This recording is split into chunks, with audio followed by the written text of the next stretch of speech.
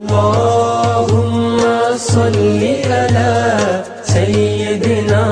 ومولانا محمد. الحمد لله رب العالمين والصلاة والسلام على سيد الرسل وخاتم الأنبياء وعلى آله وأصحابه أجمعين. أما بعد فأعوذ بالله من الشيطان الرجيم. بسم الله الرحمن الرحيم. عن أبي هريرة رضي الله تعالى عنه قال قال رسول الله صلى الله تعالى عليه وسلم ثلاثة لا ترد دعوتهم الصائم حتى يفطروا والإمام العادل ودعوة المظلوم يرفع الله فوق الغمام ويفتح لها أبواب السماء ويقول الرب وعزتي لأنصرنك ولو بعد حين أو كما قال عليه الصلاة والسلام. حضرت ابو ہریرہ رضی اللہ تعالیٰ عنہ حضور اکرم صلی اللہ علیہ وسلم کا ارشاد نقل کرتے ہیں کہ آپ صلی اللہ علیہ وسلم کا ارشاد ہے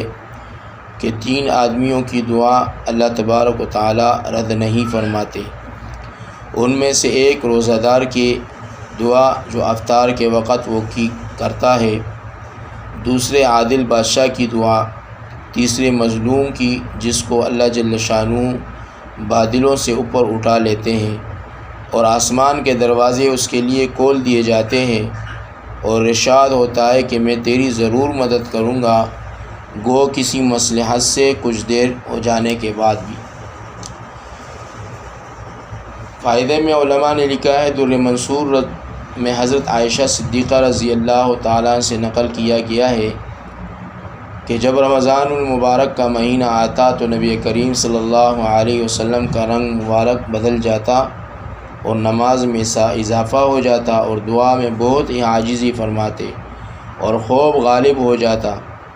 دوسری روایت میں فرماتی ہیں کہ رمضان کے ختم تک بستر پر تشریف نہیں لاتے. ایک روایت میں کہ اللہ جل شانہ رمضان میں عرش کے اٹھانے والے فرشتوں کو حکم فرماتے ہیں کہ اپنی اپنی عبادتیں چھوڑ دو اور روزہ داروں کی دعا پر آمین کہا کرو. بہت سی روایات سے رمضان کی دعا کا خصوصیت سے قبول ہونا معلوم ہوتا ہے اور یہ بھی تردد بات ہے کہ جب اللہ جل شانہ کا وعدہ ہے اور سچے رسول صلی اللہ علیہ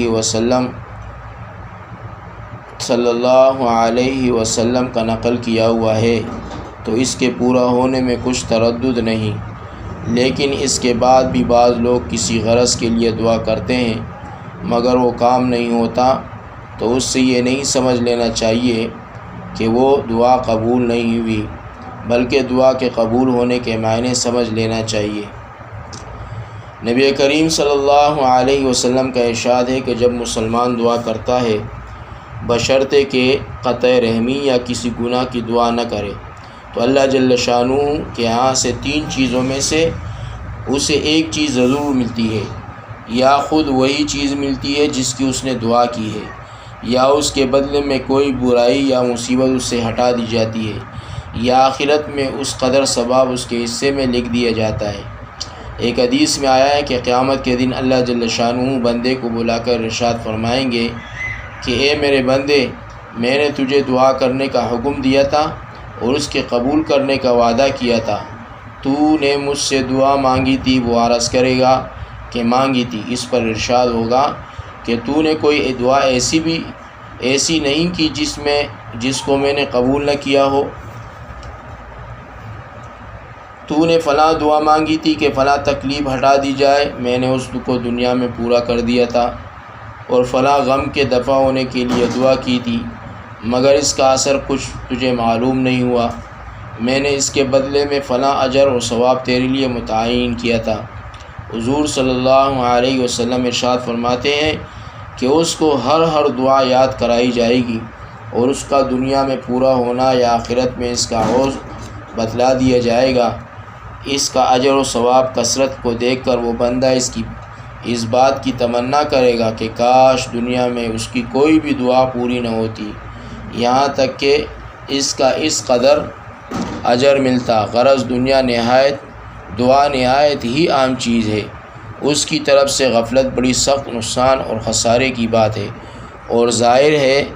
ظاہر میں اگر قبول کے آثار نہ بھی دیکھے تو بد دل نہ ہونا چاہیے۔ یہ تھی رمضان المبارک کے حوالے سے حدیث پاک آپ صلی اللہ علیہ وسلم کے ارشادات کہ آپ صلی اللہ علیہ وسلم نے ارشاد فرمایا کہ کثرت سے رمضان المبارک کے اندر دعائیں اللہ قبول فرماتے ہیں۔